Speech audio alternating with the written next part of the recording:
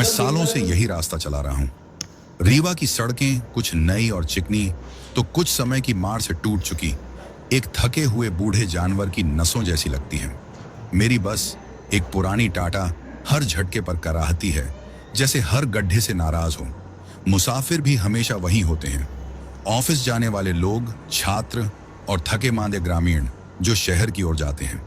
उनके चेहरे मेरे लिए एक आदत बन चुके हैं, हर दिन की तरह वही, बिना किसी बदलाव के। रास्ता मुझे रीवा के बीचों बीच ले जाता है, प्राचीन मंदिरों के पास से, भीड़ भरे बाजारों के किनारे से, जहां तली हुई पकौड़ियों की सुगंध हवा में घुली रहती है। लेकिन जैसे जैसे सड़क शहर के शोर शराबे से आगे बढ़ती है, इंसानी आबादी कम होने लगती है। खेत दूर दूर तक फैले होते हैं और फिर आते हैं जंगल, गहरे, स्याह, जैसे खामोश दर्शक जो सड़क के किनारे खड़े होकर सब कुछ देखते रहते हैं। उस शाम जब सूरज का आखिरी उजाला आसमान से बह रहा था, मैंने उसे पहली बार देखा। एक आदमी काले कपड़ों में लिपटा, नंगे पैर, सड़क किनारे एक पुराने इमली के पेड़ के पास खड़ा था। उसकी छाती से चिपका हुआ एक कपड़े का गट्ठर था। पहले तो मैंने सोचा कि शायद कोई देर से सफर पर निकला मुसाफिर होगा। मैंने बस की रफ्तार हल्की कर दी, लेकिन जाने क्यों मेरे हाथ स्टीयरिंग पर कस गए। उसका चेहरा हेडलाइट की रोशनी से छिपा हुआ था, परछाई में डूबा हुआ। और तभी उस गट्ठर में हल्की सी हरकत हुई। बच्चा। बस के बाकी यात्री बेखबर थे। किसी ने उस आदमी की ओर ध्यान नहीं दिया, बस अपनी रफ्तार में हिलती डुलती आगे बढ़ती रही। मैंने सिर झटका और आगे देखने लगा। अनजानी जगहों पर मुसाफिर अक्सर सवारी पकड़ते हैं। इसमें कुछ अजीब नहीं था, लेकिन उसका यूं खड़े रहना, बिल्कुल स्थिर पत्थर की तरह, मेरे सीने में ठंडी सनसनाहट छोड़ गया। उस रात मैंने एक सपना देखा, एक सुनसान सड़क पर लगातार घूमते पहिए, और सड़क के किनारे हेडलाइट की रोशनी से जरा सा बाहर काले कपड़ों में खड़ा वह आदमी। अगली सुबह शहर जाग चुका था। सड़कें साइकिलों, स्कूटरों और सब्जी की ठेलियां खींचते लोगों से भरी थीं। मेरी पहली कुछ सवारियां रोज की तरह ही रहीं।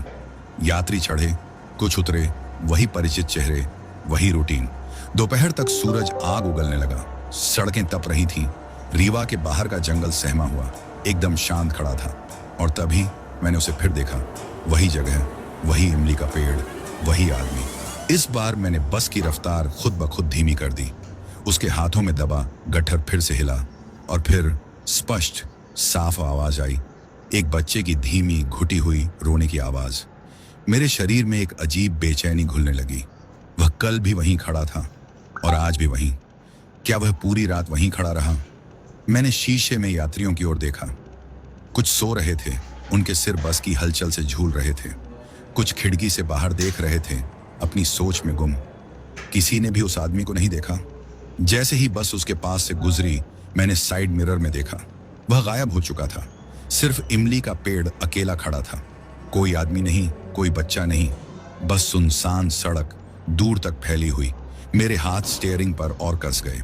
शायद वह तेजी से चला गया हो, शायद मैं ही थका हुआ था। लेकिन उस रात आखिरी सवारी को छोड़ने के बाद जब मैंने बस को डिपो में खड़ा किया, वह घुटी हुई बच्चे की रोने की आवाज अभी भी मेरे कानों में गूंज रही थी। पहली बार मैं घर जाने से हिचकिचाया। उस रात नींद आंखों से कोसों दूर थी। हर बार जब मैंने आंखें बंद की, वही आदमी इमली के पेड़ के पास खड़ा दिखा। बच्चे की रोने की घुटी हुई आवाज मेरे कमरे की खामोशी को चीर रही थी। आखिरकार जब मुझे झपकी आई तो सपना फिर से आ गया। इस बार मैं खुद बस चला रहा था। सामने सड़क धुंध में खोई हुई थी, अनंत, अंतहीन। मेरे हाथ स्टीयरिंग पर जमे हुए थे। हेडलाइट की रोशनी मुश्किल से धुंध को काट पा रही थी, लेकिन मुझे पता था मेरे सामने कुछ है। और फिर बच्चे की रोने की आवाज आई, लेकिन इस बार न तो वह दूर थी, न ही घुटी हुई। यह आवाज बस के अंदर से आई थी, पीछे से। सपने में मैंने धीरे धीरे अपना सिर मोड़कर रियर व्यू मिरर में देखा। वह वहां था, बस की आखिरी सीट पर बैठा, काले कपड़ों में वही आदमी। उसकी गोद में वही बच्चा था। उसका सिर झुका हुआ था, चेहरा छुपा हुआ। लेकिन मैंने बच्चे के छोटे छोटे हाथों को कपड़े के बीच से बाहर आते देखा, और फिर उसने अपना सिर उठाया। जो चेहरा मैंने देखा वह इंसानी नहीं था। खाली गहरे काले गड्ढों जैसी आंखें और एक मुंह जो असामान्य रूप से चौड़ा था, एक डरावनी, बिना आवाज वाली चीख में खुला हुआ। मैं चीखते हुए उठा। सांस तेज चल रही थी, पसीने से लथपथ। अलार्म घड़ी ने 4:13 का वक्त दिखाया। लंबे समय तक मैं बस छत की ओर देखता रहा। सीने में धड़कता डर अब भी जिंदा था। यह सिर्फ एक सपना था, सिर्फ थकान, मैंने खुद को समझाया। लेकिन दिल के किसी कोने में मैं जानता था कुछ शुरू हो चुका था, और अब यह मुझे इतनी आसानी से छोड़ने वाला नहीं था। सुबह होते ही मैंने खुद को समझाया कि वो बस एक बुरा सपना था, दिमाग का खेल। मैं सालों से इस रूट पर बस चला रहा था, आज तक कभी कुछ अजीब नहीं हुआ था। फिर भी जब मैंने अपनी बस का दरवाजा खोला तो सीने पर एक अनदेखा बोझ महसूस हुआ। सुबह का सफर बिल्कुल सामान्य रहा, वही यात्री, वही स्टॉप, वही पुरानी बातें जो हर दिन बस में गूंजती थीं। लेकिन दोपहर के बाद जब शहर का शोर शराबा पीछे छूटने लगा और रास्ता जंगलों की ओर मुड़ने लगा तो मेरे हाथ स्टीयरिंग पर खुद ब खुद कसने लगे। मुझे नहीं पता कि वो एहसास कब शुरू हुआ, रेलवे फाटक पार करने के बाद या फिर उस ढलान के पास जहां से जंगल की सीमा शुरू होती थी। लेकिन अचानक मुझे एहसास हुआ कोई था। बस के भीतर हलचल धीमी हो गई, यात्रियों की आवाजें दूर लगने लगी, इंजन की गड़गड़ाहट जैसे किसी गहरे सन्नाटे में दब गई हो। ऐसा लग रहा था मानो बस ने खुद ही अपनी सांसें रोक ली हों। मैंने रियर व्यू मिरर में झांका और मेरा खून जम गया। आखिरी सीट, बस में आखिरी सीट कभी खाली नहीं रहती थी, वो हमेशा भरी होती। कॉलेज के लड़के, देर से सफर करने वाले मजदूर, अनाज की बोरियां उठाए गांव वाले। लेकिन अब वो सीट खाली थी। लेकिन मुझे जो चीज अंदर तक झकझोर गई वो उसकी खाली जगह नहीं थी, बल्कि ये कि मेरी बस पूरी भरी हुई थी। जब मैंने शहर से बस चलाई थी तब सारी सीटें भर चुकी थीं। मैंने तेजी से आंखें झपकाईं, शायद कोई उतर गया होगा और मैंने ध्यान नहीं दिया। तभी एक बच्चे के रोने की आवाज, हल्की, धीमी, जैसे बस की गड़गड़ाहट में दब रही हो। मैंने झटके से शीशे में दोबारा देखा। खाली सीट पर अब कुछ था, कोई आकार, कोई साया। साफ नहीं दिख रहा था, लेकिन वहां कुछ था, एक परछाई ऐसी जो दिन के उजाले में नहीं होनी चाहिए थी। मेरे हाथ स्टीयरिंग से फिसल गए, बस झटके से हिली। कुछ यात्री चौंक कर चिल्लाए। मैं जल्दी से संभला और आंखें आगे की ओर कर ली, लेकिन दिल की धड़कन अब भी बेकाबू थी। फिर मैंने दोबारा मिरर में देखा। अब वहां कुछ नहीं था, लेकिन मैं जानता था वो गया नहीं था, वो सिर्फ इंतजार कर रहा था। उस रात मैं सो नहीं सका। जैसे ही आंखें बंद करता वही दृश्य सामने आ जाता, वो खाली सीट और वो मासूम सा रोता हुआ बच्चा। सुबह तक मेरी हालत ऐसी थी जैसे मैंने रात भर कोई अनदेखा बोझ उठाया हो। लेकिन छुट्टी लेना मेरे बस में नहीं था, बस चलानी ही थी। भले ही मेरे मन में डर बैठ गया था। सुबह का सफर ठीक गुजरा। शहर में हलचल थी, सड़कें आवाजों से भरी हुई थीं। कुछ देर के लिए मुझे लगने लगा कि शायद बीती बातें सिर्फ मेरा भ्रम थीं। लेकिन दोपहर होते ही वो डर दोबारा लौट आया। मैं उसी जगह पहुंचा, वही पुराना इमली का पेड़, उसकी टेढ़ी मेढ़ी टहनियां आसमान की ओर हड्डियों की तरह फैली हुई थी। और वहां वो खड़ा था, काले कपड़ों में वही आदमी। इस बार मैंने नजरें नहीं फेरी। मैंने बस की स्पीड धीमी की, बस इतनी कि उसे ठीक से देख सकूं। वो नंगे पैर था, उसके डीले कपड़े हवा में लहरा रहे थे और उसकी बाहों में वही कपड़े में लिपटा हुआ बच्चा, जिसका शरीर हल्का सा हिला। बच्चा जिंदा था, गला सूख गया मेरा। सड़क पूरी तरह सुनसान थी, कोई और नहीं था वहां, न कोई मुसाफिर, न कोई गांव वाला, सिर्फ पेड़, सुनसान सड़क और वो आदमी। तभी उसने सिर उठाया और मुझे उसका चेहरा दिखा और मेरे पेट में मरोड़ उठी। उसका चेहरा वो ठीक नहीं था। ऐसा लग रहा था जैसे उसकी शक्ल किसी धुएं से बनी हो, कोई एक रूप नहीं। उसकी आंखें गहरी खोखली थीं, उसके होंठ हिले, लेकिन कोई आवाज नहीं निकली। फिर वो आगे बढ़ा। मेरा पैर अपने आप एक्सेलरेटर पर जा चुका था। बस रफ्तार पकड़ चुकी थी, टायर जमीन पर चरमराए। यात्री घबराकर अपनी सीटों को पकड़ने लगे, लेकिन मैंने कुछ नहीं सुना। मैंने पीछे मुड़कर भी नहीं देखा, बस चलाता गया शहर की सीमा तक, जहां सड़कें दोबारा लोगों से भर गईं, जहां जिंदगी फिर से अपनी लय में लौट आई, जहां मैं दोबारा सांस ले सका। तब जाकर मैंने शीशे में देखा, आखिरी सीट खाली थी। लेकिन अब मैं जानता था खाली सीट का मतलब अकेला नहीं होता। मैंने किसी को कुछ नहीं बताया, न कंडक्टर को, न चाय वाले को, न किसी मुसाफिर को। मैं क्या कहता कि मैंने एक आदमी को देखा जिसकी शक्ल किसी धुएं की तरह बदल रही थी। कि मैंने अपने बस में किसी अनदेखी चीज की मौजूदगी महसूस की। कोई यकीन नहीं करता। तो मैंने चुप्पी साध ली और अगली सुबह फिर बस लेकर निकल पड़ा। लेकिन चुप्पी से डर नहीं मिटता। उस रात जब मैं अपने छोटे से किराए के कमरे में अकेला बैठा था, बाहर सड़क पर ट्रकों की हल्की हल्की आवाजें सुन रहा था, तभी ठक, एक धीमा मगर भारी धमाका।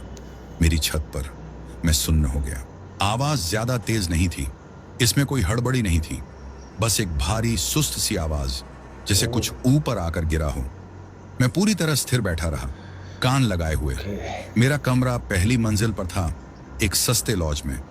वही लॉज जहां बारिश में छतें टपकती थीं और दीवारें इतनी पतली थीं कि पड़ोसी की खांसी भी सुनाई दे जाती थी। लेकिन यह आवाज किसी कमरे से नहीं आ रही थी, ये मेरे सिर के ठीक ऊपर से आ रही थी। फिर से एक धमाका। इस बार उसके साथ हल्की सी घसीटने की आवाज भी आई। मैंने घुटक कर निगल लिया। मेरी उंगलियां मुट्ठी में कस गईं। दिमाग ने समझाने की कोशिश की कि यह कोई जानवर होगा, शायद कोई बंदर या कोई बिल्ली, लेकिन अंदर कहीं मैं सच जानता था। घसीटने की आवाज अचानक रुक गई और फिर एक बच्चे के रोने की आवाज ठीक मेरे ऊपर। मेरी सांस रुक गई, पूरी देह जैसे जम गई हूं। भागो, चीखो, कुछ तो करो, मेरा जहन चिल्ला रहा था। लेकिन मैं बस वहीं बैठा रहा, छत पर आंखें टिकाए। रोने की आवाज अजीब थी, जैसे किसी कपड़े में लिपटी हुई हो, और वह आवाज नैसर्गिक नहीं थी। उसमें उतार चढ़ाव नहीं था, वह बस वैसी ही बनी रही। मैंने खुद को जबरदस्ती सांस लेने पर मजबूर किया। धीरे से कांपते हाथों से मैंने दीवार के पास लगे स्विच को दबाया। कमरा अंधेरे में डूब गया। कुछ पल के लिए चारों ओर गहरी खामोशी छा गई। फिर खिड़की पर हल्की सी दस्तक। मेरा सिर झटके से उधर घूमा। कोई बाहर खड़ा था, रात के अंधेरे में शीशे से चिपका हुआ, एक परछाई, एक आकृति, और उसकी बाहों में वही कपड़े में लिपटा हुआ बच्चा। मैंने कुछ सोचा नहीं, मैंने सांस तक नहीं ली, बस भागा। एक झटके में मैं दरवाजे की ओर लपका, उसे खोलकर अंधेरे गलियारे में गिरते पड़ते निकला। मेरी धड़कनें कानों में हथौड़े की तरह बज रही थीं। कुछ देर तक मैं वहीं खड़ा रहा, अपने कमरे के बंद दरवाजे को देखता हुआ। खामोशी, कोई बाहर नहीं आया। लेकिन मैं उस रात वापस अंदर नहीं गया। रात का बाकी हिस्सा मैंने लॉज की फीकी रोशनी वाली लॉबी में गुजारा, बासी चाय पीते हुए, दरवाजे को घूरते हुए, सुबह का इंतजार करते हुए। क्योंकि अब एक बात साफ हो चुकी थी, जो भी यह था, यह अब मेरा पीछा कर रहा था। सुबह तक थकान मेरी हड्डियों तक उतर चुकी थी। चाय का प्याला हाथों में लिए मैं बैठा रहा, ऊनींदी आंखों से दरवाजे की ओर देखता हुआ। लॉज का मालिक, एक दुबला पतला, हमेशा गुस्से में रहने वाला बूढ़ा, मुझे देखता रहा। रात को सोए नहीं? उसने पूछा। मैंने सिर हिला दिया। बोलने की हिम्मत नहीं थी। वह कुछ देर मुझे घूरता रहा, फिर कंधे उचकाकर अपने अखबार में खो गया। लेकिन मैंने देखा, उसकी नजरें मुझ पर ज्यादा देर तक टिकी रहीं, जितना उन्हें टिकना चाहिए था। बस अड्डे पहुंचा तो शहर पहले से ही जाग चुका था। सड़कों पर भीड़ थी, चाय वालों की आवाजें थीं, गाड़ियों की चिल्लपों थी। यह सब सामान्य था। मैंने खुद को समझाया कि मुझे अपना काम करना है, कि रात में जो कुछ भी हुआ वह बस मेरा भ्रम था। लेकिन बस को सब पता था। पहले कुछ घंटे बिना किसी परेशानी के गुजरे, वही रोज के मुसाफिर, वही थकाऊ सफर। फिर दोपहर के बाद वही एहसास लौट आया, वही भारीपन, वही सन्नाटा, वही अदृश्य निगाहें। मैंने सख्ती से स्टीयरिंग थाम लिया और फिर मुझे शीशे में दिखा अंतिम पंक्ति। वह सीट जो कल खाली थी, अब खाली नहीं थी। एक आदमी बैठा था। नहीं, एक आदमी नहीं, एक परछाई, एक काली आकृति जिसका सिर झुका हुआ था और जिसकी बाहों में एक कपड़े में लिपटा कुछ था। मेरा पेट मरोड़ खा गया। मैं जानता था कि वह सीट सुबह से खाली थी। मैंने खुद देखा था, मैंने खुद यकीन किया था। फिर भी वह वहां था, बिल्कुल स्थिर बैठा हुआ। कोई और उसे नहीं देख रहा था, न कंडक्टर, न यात्री। कोई भी उसकी मौजूदगी पर ध्यान नहीं दे रहा था, जैसे वह वहां था ही नहीं। मेरी रीढ़ में ठंडी सिहरन दौड़ गई। मैंने अपनी नजरें सड़क पर जमा दी। शहर अब पीछे छूट चुका था। आगे केवल वीरान सड़कें और सुनसान इलाका था। लेकिन मैं महसूस कर सकता था, पीछे बैठा वह कुछ बस बैठा नहीं था, वह इंतजार कर रहा था। और इस बार मुझे पक्का यकीन था, अगर मैंने नजरें फेर लीं तो वह गायब नहीं होगा। मैंने खुद को समझाया कि अगर मैंने उसे अनदेखा किया तो वह चला जाएगा। अगर मैं इंजन की गड़गड़ाहट पर ध्यान दूं, स्टीयरिंग के एहसास पर ध्यान दूं, पैडल पर दबाव बनाए रखूं, तो शायद मैं खुद को यह यकीन दिला सकूं कि बस के आखिरी सीट पर कोई नहीं था। लेकिन मैं महसूस कर सकता था, हवा भारी लगने लगी थी, जैसे किसी बंद कमरे में सांस ले रहा हूं जो सालों से नहीं खोला गया हो। फिर एक बच्चे का रोना, हल्का, घुटा हुआ, बस के पिछले हिस्से से आ रहा था। मैंने जबड़े भींच लिए। कोई भी नहीं हिला, न कंडक्टर, न यात्री, किसी ने भी नहीं सुना, क्योंकि वे सुन ही नहीं सकते थे। सिर्फ मैं सुन सकता था। मेरी गर्दन पर ठंडे पसीने की बूंदें फिसलने लगी। मेरी उंगलियां स्टीयरिंग पर कस गईं। मत देखो, मैंने खुद को समझाया। मत देखो, मत शीशे में देखो, मत। मेरी आंखें अनायास ही शीशे की ओर उठ गईं और मैंने उसे देखा। वह आकृति, अब वह बैठी नहीं थी, वह खड़ी थी, बस के पिछले हिस्से में। बच्चा अब नहीं रो रहा था। मैं उसका चेहरा नहीं देख सका। उसका सिर अब भी झुका हुआ था, लेकिन मैंने उसके हाथ देखे। लंबी हड्डियों जैसी उंगलियां, झुलसी हुई काली त्वचा जो जोड़ों पर कसकर चिपकी हुई थी, दरारों से भरे काले नाखून। मेरी सांस रुक गई और फिर वह हिला नहीं, वह चला नहीं, बस खिसक गया। एक पल वह बस के आखिरी सीट पर था, अगले ही पल वह 2 सीट आगे था। मेरे शरीर में सिहरन दौड़ गई। मेरा दिल पागलों की तरह धड़कने लगा। मैंने झटके से एक्सीलेटर दबा दिया। इंजन दहाड़ उठा, बस उछल पड़ी। कुछ यात्री घबराकर अपनी सीटों से चिपक गए, लेकिन मुझे कोई फर्क नहीं पड़ा। मैंने अपनी नजरें सड़क पर गड़ा दी। अपनी मुट्ठी इतनी कसकर भींच ली कि उंगलियों में दर्द होने लगा। मैंने फिर शीशे में नहीं देखा, क्योंकि मुझे पता था अगर मैंने देखा तो वह और करीब होगा। बस पागलों की तरह दौड़ रही थी। सड़कें उछल रही थीं, टायर खड़खड़ा रहे थे, लेकिन मुझे कोई फर्क नहीं पड़ा। मैं जानता था अगर मैं रुका, अगर मैं जरा भी धीमा हुआ, तो वह मुझे पकड़ लेगा। वह काली आकृति, वह चीज जो इंसान नहीं थी। मैंने सड़क पर नजरें गड़ा दी। सूरज ढलने लगा था। आसमान में अजीब सी धुंधली उदासी थी। शहर पीछे छूट चुका था। अब सड़कें वीरान थीं और रास्तों के किनारे घने पेड़ थे। यात्री अभी भी बातें कर रहे थे, अपनी दुनिया में खोए हुए। उन्हें कुछ महसूस नहीं हो रहा था, लेकिन मैं महसूस कर सकता था। वजन, घुटन भरी निस्तब्धता, और फिर एक सांस, गर्म, भीगी हुई सांस, ठीक मेरी गर्दन के पीछे। मेरा शरीर अकड़ गया। मेरी उंगलियां स्टीयरिंग व्हील पर जम गईं। वो यहाँ था। मुझे हल्की सरसराहट सुनाई दी, कपड़े की रगड़, किसी के हल्के हल्के हिलने की आवाज। सीट जो मेरी ठीक पीछे थी, वो खाली होनी चाहिए थी। मैंने खुद देखा था, खाली। लेकिन अब मैं अकेला नहीं था। पीछे से फिर वही आवाज आई, एक बच्चे का रोना, भीगा हुआ, घुटा हुआ, जैसे कोई उसे चुप कराने की कोशिश कर रहा हो। मेरा पेट मरोड़ खा गया। मैं हिल नहीं पाया, सांस तक नहीं ले सका। और फिर एक फुसफुसाहट, धीमी, खुरदुरी, ठीक मेरे पीछे। बस रोक दो। सीने में एक ठंडी नुकीली सनसनी दौड़ गई। मैंने न मुड़ने की कोशिश की, न जवाब देने की, न सांस लेने की, लेकिन वो फिर आई। बस रोक दो। कुछ ठंडा, बर्फ सा ठंडा मेरे कंधे को छू गया। उंगलियां पतली, कमजोर, कुछ अजीब।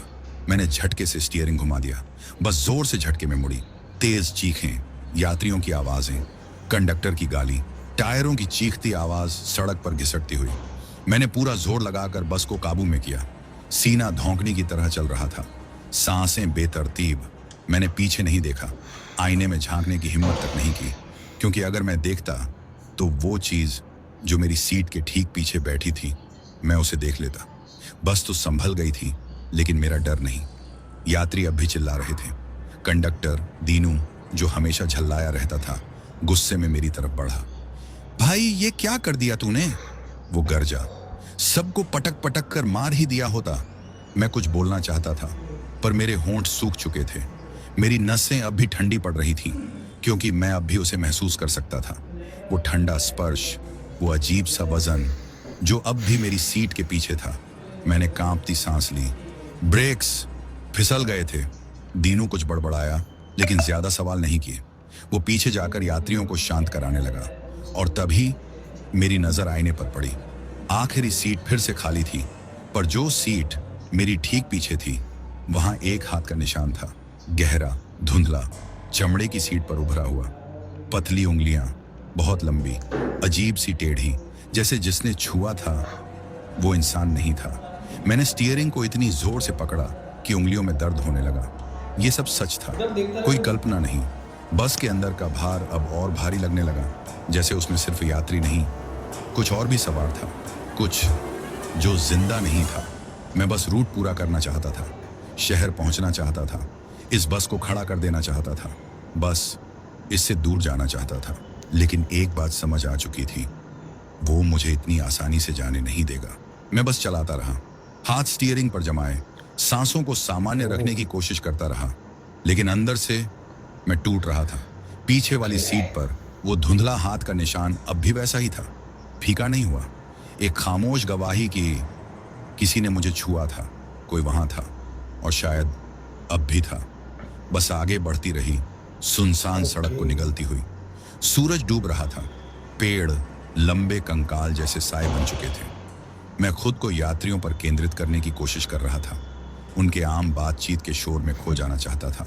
सामने कुछ छात्र हंस रहे थे, एक बुजुर्ग अपनी पगड़ी ठीक करते हुए खिड़की से बाहर देख रहे थे, एक महिला थकी हुई आंखों के साथ अपने शॉपिंग बैग्स को पकड़े बैठी थी। सामान्य, सब कुछ सामान्य लग रहा था। फिर कंडक्टर की आवाज गूंजी, ये पैसे किसने दिए? उसके लहजे में उलझन थी, झिझक। मैंने आईने में देखा, वो बस के बीच में खड़ा था, एक मुड़ा तोड़ा नोट हाथ में पकड़े। यात्री उसे खाली निगाहों से देख रहे थे। किस बात की कर रहे हो? किसी ने पूछा। ये नोट, दीनू बुदबुदाया गहरी आवाज में। मैंने अभी अभी किराया इकट्ठा किया, लेकिन वो चारों ओर देखने लगा। मुझे याद ही नहीं कि ये कब लिया। मेरा माथा सिकुड़ गया। क्या दिक्कत है इसमें? वो रुका, फिर धीरे से नोट मेरी तरफ बढ़ाया। वो पुराना था, सिर्फ घिसा पिटा नहीं, पुराना, इतना पुराना कि दशकों से चलन में ही नहीं था। मेरी रीढ़ में एक ठंडी सिहरन दौड़ गई। शायद किसी के पास पड़ा होगा, मैंने जबरदस्ती खुद को शांत रखते हुए कहा, लेकिन दीनू के चेहरे पर भरोसे की झलक नहीं थी। उसने फिर यात्रियों की ओर देखा। किसने दिया ये?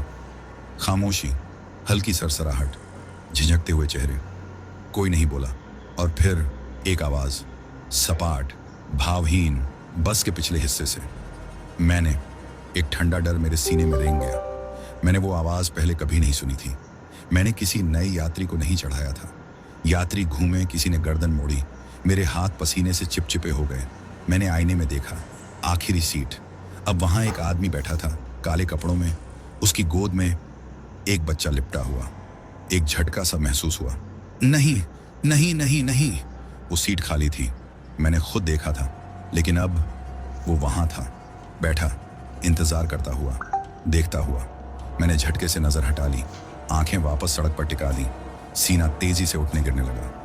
मैंने कुछ नहीं कहा, मैं हिला नहीं, मैंने सांस तक नहीं ली, क्योंकि कहीं ना कहीं मुझे पता था, अगर मैं पलटा, अगर मैंने उसकी आंखों में देखा, कुछ भयानक होगा। बस अब छोटी लगने लगी, ज्यादा तंग, ज्यादा घुटी हुई। वो आदमी बस की आखिरी सीट पर बैठा था, बच्चे को गोद में लिए। उसकी मौजूदगी हवा में कसाव ला रही थी। दीनू अभी वहीं खड़ा था, पुराने नोट को पकड़े हुए। उसका चेहरा सफेद पड़ चुका था। वो मेरे करीब झुका, फुसफुसाया, भैया। उसकी आवाज कांप रही थी। मैंने इसका किराया नहीं लिया। मेरा दिल रुक गया। क्या? मैंने इससे पैसे नहीं लिए, मैंने इसे बस में चढ़ते भी नहीं देखा। मेरी रीढ़ में एक ठंडक रेंग गई। मैंने फिर आईने में झांका।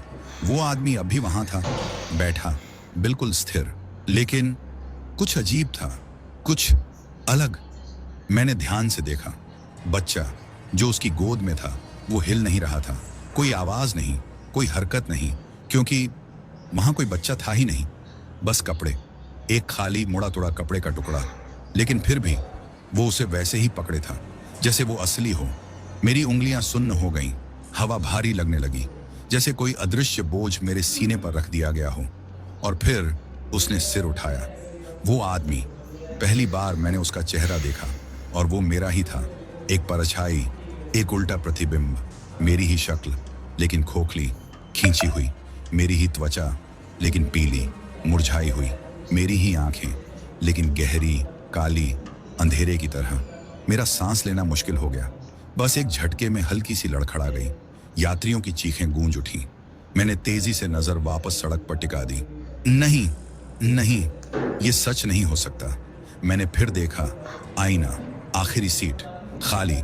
वो आदमी गायब हो चुका था, लेकिन वो हाथ का निशान अब एक नहीं, दो थे। मैं यकीन करना चाहता था कि सब खत्म हो गया है, कि यह सब मेरी कल्पना थी, कि तनाव, थकान और अंतहीन सड़कों ने आखिरकार मेरे दिमाग में कोई दरार पैदा कर दी थी। लेकिन सीट पर पड़े हाथों के निशान अब भी थे, और दीनू की मुट्ठी में वो पुराना नोट अब भी मरोड़ा हुआ पड़ा था। मैंने स्टीयरिंग को कसकर पकड़ा, खुद को सामने की सड़क पर ध्यान केंद्रित करने के लिए मजबूर किया। यात्री फिर से सामान्य हो गए थे, लेकिन हवा में एक असामान्य बेचैनी थी। उन्हें महसूस हो रहा था कि कुछ गड़बड़ है, पर वे नहीं जानते थे कि क्या। और सच कहूं तो मैं भी नहीं जानता था। दीनू, जो अब भी मेरे पास खड़ा था, धीरे से फुसफुसाया, भैया कुछ तो गड़बड़ है। मैं चुप रहा, क्योंकि मुझे पता था गड़बड़ है। सूरज लगभग डूब चुका था। आसमान में बैंगनी और लाल रंग की छायाएं घुलने लगी थी। सड़क आगे तक खाली थी, दोनों ओर घने पेड़ों की कतारें थीं। और तभी मुझे एहसास हुआ, मुझे यह सड़क याद नहीं। मेरा दिल जोर से धड़कने लगा। मैं सालों से इस रूट पर बस चला रहा था। मुझे हर मोड़, हर गड्ढे, हर छोटी चाय की दुकान तक की पहचान थी, जहां मैं ब्रेक लिया करता था। लेकिन यह सड़क, यह अंतहीन सड़क, अनजान थी। मैंने रेडियो उठाया। बेस, यहाँ बस 47, क्या आप मेरी आवाज़ सुन सकते हैं? सिर्फ सन्नाटा। मैंने फिर कोशिश की। बेस, ये बस 47 है। लगता है मैंने गलत मोड़ ले लिया है, कृपया मेरे रूट की पुष्टि करें। लेकिन जवाब में सिर्फ सांसों जैसी सरसराहट थी। दीनू घबरा कर बोला, भैया ये क्या हो रहा है? मुझे नहीं पता। मेरा गला सूख गया था। फिर मिरर में कुछ हिला। मैंने नजरें उठाईं, दिल जोरों से धड़कने लगा। आखिरी सीट खाली थी, लेकिन मेरे ठीक पीछे वाली सीट नहीं। वहां कोई बैठा था, काले कपड़ों में। मेरा गला सूख गया। जैसे जैसे मेरी आंखें उस पर टिकने लगीं, एक अजीब एहसास हुआ, जैसे मेरी हड्डियां बर्फ में बदल रही हूं। धीरे से, बहुत धीरे से मैंने सिर घुमाया। बस हल्का सा, कोई नहीं था। सीट खाली थी, लेकिन मैं महसूस कर सकता था उसकी मौजूदगी, उसका भार, वो चीज जो मेरे पीछे थी। और फिर बच्चे के रोने की आवाज, महीन, धीमी, लेकिन अब और करीब। मेरे हाथ स्टीयरिंग पर जम चुके थे। मेरी सांसें उथली हो गईं। सामने सड़क फैली थी, अनजान अंधेरे पेड़ों के बीच गहरी समाती हुई। और पहली बार इतने सालों में मुझे अंदर तक महसूस हुआ कि चाहे मैं कितना भी आगे जाऊं, ये सड़क खत्म नहीं होगी। बस के हेडलाइट्स अंधेरे को चीर रही थीं। सड़क पर दरारें थीं। पेड़ इतने घने थे कि उनकी टहनियां खिड़कियों से टकराने लगीं। मैंने बस चलाए रखी। मिनट बीतते गए, फिर और मिनट। यात्रियों ने बोलना बंद कर दिया था। हर दिन की तरह हल्की फुल्की बातचीत भी नहीं हो रही थी। बस में एक अजीब चुप्पी भर गई थी। दीनू मेरे पास ही खड़ा था। उसका चेहरा सफेद पड़ा था। उसने कांपती आवाज में कहा, भैया देखो। मैंने सड़क की ओर देखा। आगे एक मोड़ था, एक तीखा मोड़, दाएं मुड़ता हुआ। मेरा दिल जोर से धड़का। मैं इस मोड़ को पहचानता था। मैं पहले भी इसे पार कर चुका था। लेकिन ये कैसे हो सकता है? मैंने कोई जवाब नहीं दिया, बस चुपचाप मोड़ पार किया। सड़क आगे बढ़ी और फिर वही मोड़, वैसा ही तीखा, दाएं मुड़ता हुआ। मैंने गला घोंटने वाली बेचैनी महसूस की। ये वही मोड़ था ना? मैंने फिर मोड़ लिया। सड़क आगे बढ़ी और फिर वही मोड़, एकदम वैसा ही जैसे मैं एक शापित चक्र में फंस चुका हूं। मैंने तेजी से एक्सीलेटर दबाया। बस गड़गड़ाई, रफ्तार बढ़ी। लेकिन मोड़ फिर आया और फिर मुझे लगा जैसे मेरे पेट में कोई पत्थर रख दिया हो। और तभी मिरर में कुछ दिखा। आखिरी सीट, वो आदमी काले कपड़ों में। लेकिन इस बार वो बैठा नहीं था, वो खड़ा था, और पहले से करीब। उसकी गोद में अब भी वो कपड़े का गुच्छा था जिसमें बच्चा होना चाहिए था। और फिर उसने सिर उठाया, मुझे देखा, और वो मैं था, मेरा ही चेहरा, लेकिन खोखला, धंसा हुआ, काली अनंत गहराई जैसी आंखें। बच्चे की रोने की आवाज फिर गूंजी, इस बार और तेज। और तब वो आवाज ठीक मेरे पीछे से आ रही थी। मेरा पूरा शरीर बर्फ में तब्दील हो गया। दीनू ने कांपती आवाज में कहा, भैया ये आवाज, ये। यात्री अब बेचैन हो रहे थे। क्या हो रहा है? बस क्यों रुकी? मैंने किसी की बात नहीं सुनी, क्योंकि मैं महसूस कर सकता था एक ठंडा भारी एहसास मेरे पीछे। बहुत धीरे से मैंने सिर घुमाया। कुछ नहीं, सीट खाली थी, लेकिन रोने की आवाज अब भी थी। फिर एक हाथ मेरे कंधे पर रखा गया, ठंडा, सूखा और बिल्कुल गलत। मैं झटके से आगे की ओर झुका, मानो कोई अदृश्य ताकत मुझे खींच रही हो। बिना सोचे समझे मैंने एक्सीलरेटर पर जोर से पैर मारा। बस धड़धड़ाते हुए आगे बढ़ी। टायरों की चीखती आवाज सड़क की नीरवता को चीर रही थी। यात्रियों की चीखें गूंज उठी, मगर मुझे परवाह नहीं थी। मुझे बस भागना था, दूर जाना था, किसी भी तरह, किसी भी कीमत पर। लेकिन फिर वही मोड़ फिर से आ गया, वही अभिशप्त घुमाव। गले में घुटता गुस्सा और डर समेटे मैंने स्टीयरिंग को और कसकर पकड़ लिया। जबरन बस को मोड़ पर मोड़ा, और तभी सड़क बदल गई। धीरे धीरे नहीं, कोई धुंधली छाया बनकर नहीं, बल्कि एक झटके में। एक पल पहले वही भटकाने वाला अंतहीन रास्ता था। अगले ही पल एक चौराहा, एक चुनाव, बायां या दायां। मैंने कांपती सांस खींची, और तभी वही आवाज, मुझे घर ले चलो, मुझे घर ले चलो। वो फुसफुसाहट धुएं की तरह मेरे कानों में लिपट गई, ठंडी, भारी, अजीब। सामने चौराहा अंधेरे में एक घाव की तरह पसरा था। बायां या दायां, दो रास्ते, मगर मुझे एहसास था दिल की गहराइयों में कहीं कि इन दोनों में से केवल एक ही मेरा था, दूसरा उसका। मेरे हाथ स्टीयरिंग पर जकड़ गए, गला सूख गया था। दीनू ने कांपती आवाज में पूछा, भैया कौन सा रास्ता लें? मैंने कोई जवाब नहीं दिया, क्योंकि मैं दे नहीं सका। मुझे घर ले चलो। कोई ठंडी सांस मेरे गले के पास महसूस हुई। मेरे ठीक पीछे कोई था। मैंने शीशे में झांका और खून जम गया। वह वहीं था, काले कपड़ों में साया। अब आखिरी पंक्ति में नहीं, अब किसी दूर कोने में नहीं, अब वह मेरी सीट के ठीक पीछे खड़ा था, बहुत करीब, बहुत असली। उसका चेहरा, मेरा चेहरा, मुझे घूर रहा था। गड्ढों में धंसी आंखें, पथराई मुस्कान। मेरी उंगलियां सुन्न पड़ गईं, और फिर उसका हाथ मेरी ओर बढ़ा। पतली लंबी उंगलियां, ठंडी, सड़ी हुई। मेरे कंधे पर उसकी पकड़ कस गई। पीछे से बच्चे की रोने की आवाज आई, मगर इस बार वह बदल गई। कोई मुलायम सिसकी नहीं, बल्कि एक भयानक घुटी हुई चीख, मानो किसी का गला दबाया जा रहा हो। और फिर एक सरसराती फुसफुसाहट, तूने गलत मोड़ ले लिया। आवाज मेरे कानों में धुएं की तरह घुल गई। मेरी सांस रुक गई, उंगलियां स्टीयरिंग पर जम गईं। नहीं, मैंने सही रास्ता चुना था। मैंने इस श्राप से खुद को छुड़ा लिया था, है ना? सामने की सड़क अब सामान्य दिख रही थी, वही पुराना रास्ता जो रीवा की ओर जाता था। बस का इंजन अब स्थिर आवाज में गूंज रहा था। दीनू अभी भी मेरे बगल में था। रेलिंग को इतनी जोर से पकड़ रखा था कि उसकी उंगलियां सफेद पड़ गई थीं। उसने तब से एक शब्द भी नहीं कहा था जब मैंने अचानक मोड़ लिया था। यात्री धीरे धीरे शांत हो गए थे। कुछ लोग खिड़कियों से बाहर देख रहे थे, कुछ सहमे हुए बुदबुदा रहे थे। सब कुछ लगभग सामान्य था, लगभग, मगर कुछ तो गड़बड़ थी। मुझे महसूस हो रहा था सीने पर कोई अदृश्य बोझ, जैसे कोई अब भी मुझे देख रहा हो। मैंने फिर से शीशे में झांका। खाली, आखिरी पंक्ति खाली थी। हाथों के निशान गायब थे। काले कपड़ों वाला आदमी गायब था, मगर सड़क, मेरे पेट में एक अजीब सा मरोड़ उठा। कुछ बदला हुआ था। पेड़ पहले जैसे नहीं दिख रहे थे, अब वे और ऊंचे थे, अंधेरे में गहरे, एक अजीब सी मुड़ी तुड़ी आकृति में झुके हुए। आसमान भी अजीब था। रात हो जानी चाहिए थी, लेकिन नहीं हुई।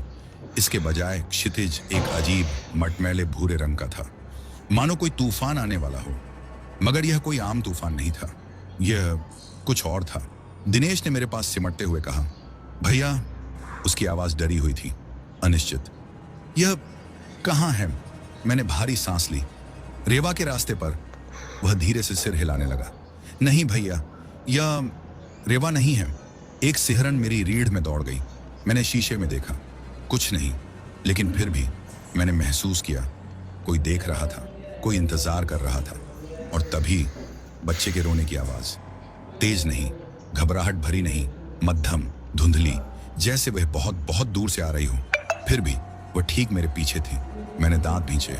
नहीं, अब और नहीं। मैंने निगाहें सड़क पर टिका ली, एक्सेलरेटर दबा दिया।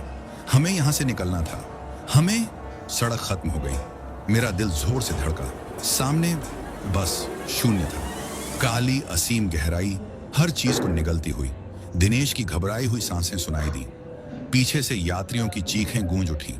मैंने ब्रेक मारे, बस जोर से घिसटी, टायर चिल्लाए और हम किनारे पर आकर रुक गए। सन्नाटा, गाढ़ा, घुटन भरा। मेरे दिल की धड़कनें कानों में गूंजने लगी। दिनेश ने कांपती आवाज में पूछा, भैया ये क्या है? मेरे पास कोई जवाब नहीं था, क्योंकि मैं खुद नहीं जानता था। मैंने गलत मोड़ ले लिया था और अब सामने बस शून्य था। फिर एक सरसराती फुसफुसाहट। घर आ जाओ, हवा में गूंजती धीमी पर जानी पहचानी आवाज। घर आ जाओ। मेरे हाथ स्टीयरिंग पर कस गए। मेरी सांस तेज हो गई। ये सच नहीं हो सकता, लेकिन बस किनारे पर रुकी थी और सामने खाली अंधकार था। दिनेश कांप रहा था। पीछे बैठे यात्री सहमे हुए मुझे देख रहे थे। मुझे खुद समझ नहीं आ रहा था कि क्या करूं। और तभी कदमों की आहट, हल्की, धीमी, पीछे से आती हुई। मैंने धीरे से गर्दन घुमाई और वह वहां था, काले कपड़ों में लिपटा आदमी, अपनी बाहों में एक गठरी संभाले। पर अब कपड़ा हिल रहा था। उसके अंदर कुछ था, एक हलचल। मैंने सांस थाम ली। काले कपड़ों वाला आदमी धीरे धीरे आगे बढ़ा। यात्री जड़ थे, जैसे वे वहां थे ही नहीं। उसकी आंखें मुझसे मिली, मेरी ही आंखें, धंसी हुई, खोखली, एक अजीब परछाई जैसी। उसकी आवाज धीमी थी, अंतिम जैसी। तूने गलत मोड़ लिया। उसकी बाहों में बंधी गठरी जोर से हिली। कपड़े के अंदर से कुछ उभरा, छोटी उंगलियां, एक नन्हा हाथ। बच्चा जिंदा था। वह बाहर निकलने की कोशिश कर रहा था। काले कपड़ों वाला आदमी गठरी मेरी ओर बढ़ा दी। इसे ले लो। पीछे बस शून्य था। इंजन की हल्की गड़गड़ाहट मेरी हथेलियों में महसूस हो रही थी। मेरे पास दो ही रास्ते थे, बच्चे को लेना या सीधे अंधेरे में कूद जाना। नहीं, ये मेरी मंजिल नहीं थी, ये मेरा रास्ता नहीं था। मैंने कसकर स्टीयरिंग पकड़ा। काले कपड़ों वाला आदमी रुका। बच्चे की हल्की टूटी फूटी सिसकी गूंज उठी। तूने गलत मोड़ लिया। मैंने सिर झटक दिया। नहीं। हवा भारी हो गई। मैंने जोर से दोहराया, नहीं, ये मेरी जिम्मेदारी नहीं थी। मैंने एक्सेलरेटर पर पैर दे मारा। बस झटके से आगे बढ़ी, सीधे उस अंधेरे की ओर। काले कपड़ों वाला आदमी पीछे हटा। उसकी बाहों से गठरी गिर गई। कपड़ा हवा में फड़फड़ाया, पर उसके अंदर कुछ भी नहीं था, बस एक खाली कपड़ा जो अंधकार में समा गया। काले कपड़ों वाले आदमी की आकृति धुंधली होने लगी और फिर वह गायब हो गया। अंधकार गायब हो गया और सड़क वापस अपनी जगह आ गई। बस जोर से झटकी, टायर चीख उठे और फिर हम अचानक ठोस जमीन पर थे। मैंने हांफते हुए स्टीयरिंग को कसकर पकड़ा। मेरी आंखों के सामने वही जानी पहचानी सड़क थी, रेवा का रास्ता। आसमान सामान्य था, पेड़ सामान्य थे, यात्री। मैंने पलकें झपकाईं। वे अब भी वहां थे। कुछ अपनी आंखें मल रहे थे, कुछ ऐसे हिल रहे थे जैसे किसी गहरी नींद से जागे हों। दिनेश ने कांपती आवाज में कहा, भैया अभी क्या हुआ? मैंने कोई जवाब नहीं दिया, क्योंकि अब कोई फर्क नहीं पड़ता था। बस चल रही थी। सड़क असली थी और जो कुछ मैंने पीछे छोड़ दिया था अब कभी मेरा पीछा नहीं करेगा। सुबह की हल्की धुंध में हेडलाइट्स चमकने लगी। जैसे ही बस रेवा के बस स्टेशन में दाखिल हुई, यात्री चुपचाप अपने सामान समेटने लगे। बिना एक भी शब्द कहे वे उतरते चले गए। शायद उन्हें कुछ याद नहीं था, या शायद उन्हें याद रखने की इजाजत ही नहीं थी। दिनेश बस से उतरते हुए रुका और मेरी ओर देखा। भैया आप रुक रहे हो? मैंने सिर हिलाया। बस 1 मिनट के लिए। उसने थोड़ा सोचा, फिर कुछ कहे बिना उतर गया। कुछ ही देर में बस पूरी तरह खाली हो गई। मैं वहीं बैठा रहा, स्टीयरिंग को पकड़े, इस खामोशी को महसूस करता हुआ। और फिर कई घंटों बाद पहली बार मैंने गहरी सांस छोड़ी। सब खत्म हो गया था। अब कोई सरसराती फुसफुसाहट नहीं, कोई शीशे पर रहस्यमयी हाथों के निशान नहीं, कोई गलत मोड़ बाकी नहीं था। सिर्फ एक सीधी सड़क जो इस बार सिर्फ मुझे घर ले जा रही थी। तो दोस्तों, आज की कहानी यहीं पर खत्म होती है। उम्मीद है कि आपको यह कहानी पसंद आई होगी। अगर आपको हमारी कहानी अच्छी लगी तो नीचे कमेंट करके जरूर बताइए।